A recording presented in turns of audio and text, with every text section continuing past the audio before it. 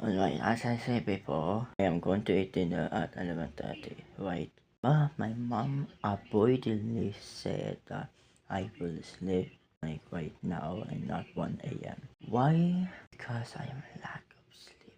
It's because of the video game marathon. Yesterday there was no video game marathon and I swear to God that I kept making baby videos. Okay, as of now, I am going to the kitchen once and for all.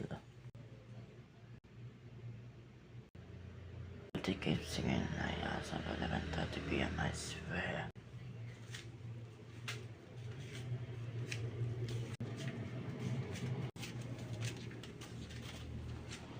I swear nakanta sila mga kuhan. 7. I swear they all sing. Congrats. Mga babae maida na akjowa naman saya. Ha ha ha ha ha ha ha. Yes, this is a starting point of where I belong to this danger point. Ha ha ha ha ha ha ha. Since man ang video ka marathon. Tapos 11:32 na. I think they just end at 10:30.